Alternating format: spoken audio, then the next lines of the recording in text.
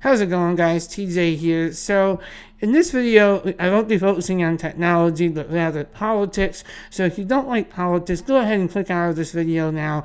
I realize it's actually not even a video, it's really just an audio podcast. But I haven't done one of these in a while, and there's been quite a bit of news in the world of politics lately.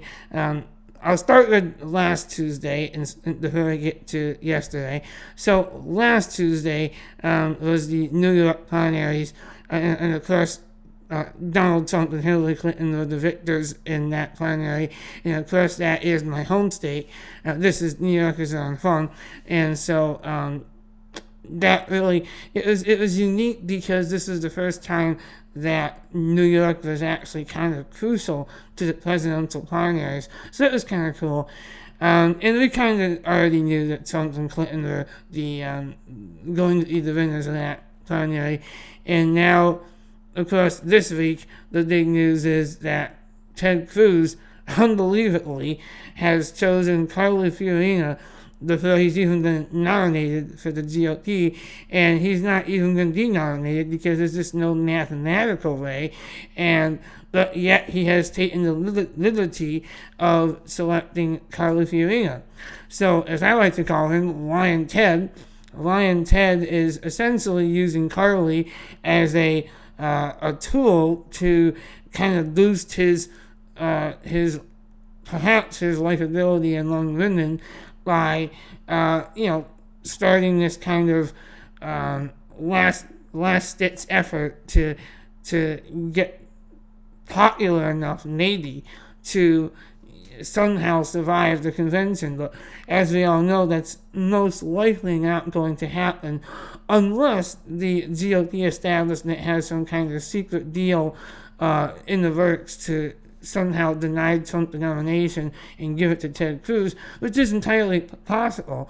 But as it stands right now, it doesn't look like Cruz has any ounce of a chance, which is, I guess, an okay thing, because really Cruz just he just reeks of a typical sleazy politician, in my opinion, of course. You may not agree with me, and if not, I apologize, but that's just how I feel about Cruz.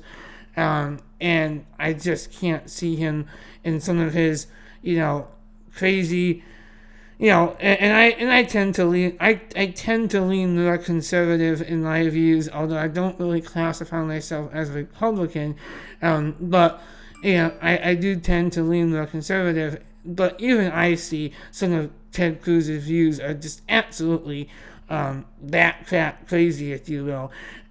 So I don't support Cruz in the slightest, if you couldn't tell. So I just think it's comical that he already chose Carly Fiorina before he's even been nominated, which is just pretty much not something that happens too often. But regardless, it doesn't make a big difference because I don't think it's going to help him at all. Considering the fact that Carly Fiorina was an absolute disaster for Hewlett Packard, terrible CEO, and I'm not trying to channel my inner Donald Trump when I say that either. It's true though. She really was a terrible CEO. She just let it almost into the ground. So I kind of have to chuckle when I hear people, especially when I hear her herself, use HP, being the CEO of HP, as one of her accomplishments. She was an awful CEO. She did absolutely no favors for HP, and did exactly the opposite, actually hurt HP. So I think it's funny that she uses that as an accomplishment on her resume. But regardless, also, one more thing about that, I will say, I think it's awfully telling that she lost her Senate race, and then she just did not gain traction in her presidential campaign either. So, in case you didn't know, she did run for Senate, I believe, actually, I forget what state it was in. I think it was actually California that she ran for Senate. I could be wrong about the state, but, and she lost that Senate race, I believe, was 2010, and so now she lost her presidential campaign, as you know, and So I think it's just awfully telling of the Ted Cruz campaign. He chose somebody that just isn't that great of a vice presidential, uh, option, and I think it just goes to show that I think Ted Cruz will ultimately fail by a long shot. And the thing is that now we're going to see uh, Carly Fiorina back in the spotlight temporarily. But again, the big thing is, and I know she had her shining moment at one of those debates when she confronted, or no, I guess the moderator of that debate confronted Donald Trump on his comments about Carly's face, and Carly needed a very direct and I guess powerful comeback to him. So I guess that was like her defining moment, if you will. But if that's her only defining moment, well, unfortunately, that's just not enough. But that's my little ramble about Ted Cruz and Carly Fiorina. I just, like I said earlier, I just think it's comical that he chose her before he even gets nominated. My other thoughts are on John Kasich, actually, and Bernie Sanders. We'll get to Bernie in a second. But John Kasich, my thoughts on him for today are really the same as they were weeks ago. In one of my last political videos, I said that I actually liked John Kasich. And, my feelings are pretty much still the same. I think he's a nice enough man. He seems like a decent human being. He seems like a nice guy who, although he is part of the GOP establishment, he seems like his temperament is ideal for an executive. I will say that. Unfortunately, just like many other candidates in this election cycle, he just has failed to gain traction. Unfortunately, Kasich has not run any states other than his home state of Ohio. And so, for the life of me, I can't figure out why he's still in this race. Why is he still in this race? It's beyond me. And, I'm not sure if he's thinking that there's going to be some backroom deal at the convention where somehow he could get the nomination. Maybe if Trump loses on the first ballot and somehow on the second ballot, Kasich could come out as the winner. I don't know. But it's such a long shot. It's just so distant from reality for Kasich that I don't see any feasible way that he could ever win the nomination. Why he is still in this race? The only explanation that I have is like I just said.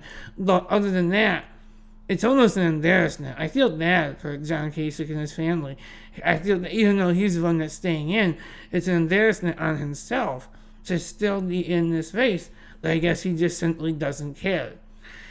And then we move on to Bernie Sanders. And this is the other thought that's really been on my mind a lot for the Democratic side of the election as it stands right now.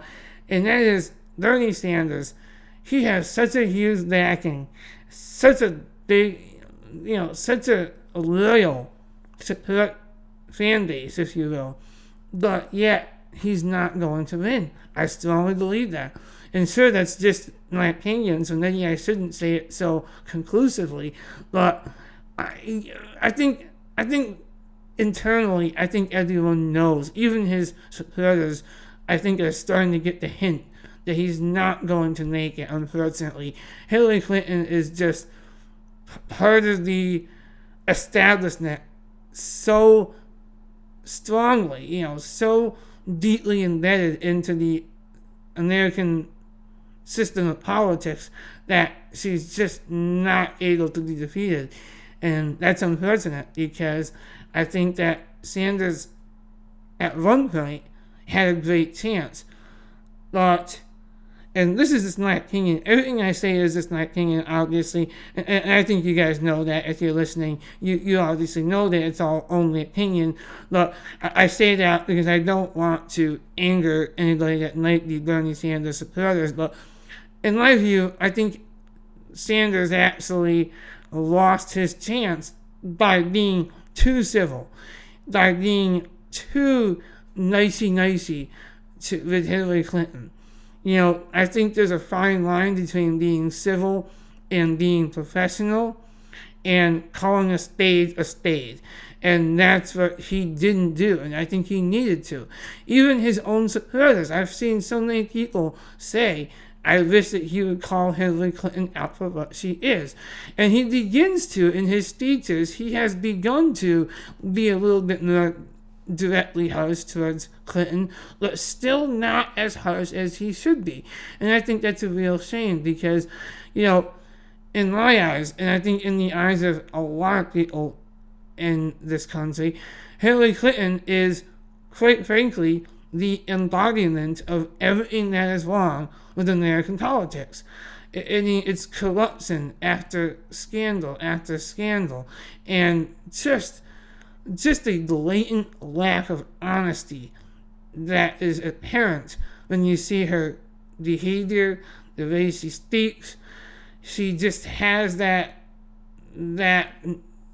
speaking proficiency of somebody who is so well trained on how to speak like a politician.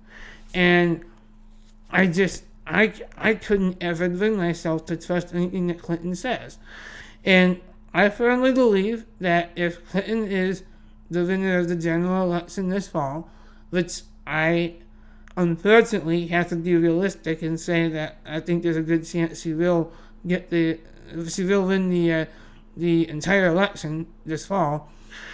Unfortunately, we're going to see another, at least a few years, if not 8 years, of just an extension of the Obama administration, which I guess, depending on how you view Obama, is either okay or not okay. We won't get into that for tonight, but let's just say it's not ideal in my eyes. And then, of course, we have the elephant in the room, Donald Trump, who is just one of those things that it's hard to even describe how I feel about Donald Trump, because in some ways, if you make a mental list of reasons that should qualify him versus things that should disqualify him, it's difficult, because on one hand, Trump really is the anti-establishment candidate. He may be a billionaire, but he really does stand for everything that's not typical politics. And he's definitely anti-political correctness, which I do believe is a good thing. Unfortunately, he has created a persona for himself that isn't ideal, and he has said some things in the past, whether it be in support of Hillary Clinton a while back, or even more recently, just made some comments about women and just things that are not ideal. So I definitely wouldn't call him a perfect candidate by any stretch of the imagination, but I have to say, of all the current candidates, Trump seems to be the guy that will act on his promises, whether it be for better or worse, whether people agree or disagree. Trump will try his best to get his ideas implemented and will not back down from the fight, which I think in some cases America does need. And he actually gave a foreign policy speech today in which he made it clear that he really will focus his administration on putting America first, which I don't disagree with. I have to say I don't. So for that reason, I guess maybe Trump might not be a terrible idea for America in that sense. But at the same time, I do understand those who absolutely hate Trump. I do understand why they might have that hatred for him. But yet, I would challenge those people to also realize that maybe he might not be as bad as they think. You might disagree with his views on certain things, such as the idea that his idea to ban Muslims from temporarily entering this country, things of that nature, that I know that really divided a lot of people. Maybe if you could just, those people that really hate Trump could just try to take the good with the bad and realize that maybe he could actually get more done for this country than a typical establishment politician like Cruz or Clinton could do. Now, going back to Bernie Sanders for a brief moment, yes, Bernie Sanders also had radical ideas for this country, such as free college and better healthcare system, even better than Obamacare in his words. But the thing about that is how realistic are those ideas? And if you look at the numbers, it's not looking too realistic without raising taxes dramatically, which of course most people would say isn't a good thing. So, and you'll notice, I'm not a political guru by any means. I'm just here stating my thoughts. But this is how I see the race as it is now. So what do you guys think? Do you think that, do you agree with me, disagree? Let me know what you guys think. Of course, I always say this with politics. Let's keep the conversation civil if you want to have one at all. Alright, so thanks so much for listening, guys. I appreciate it. And if you like my other content, whether it be tech or politics, go ahead and subscribe to my channel. Until next time, guys, thanks for watching.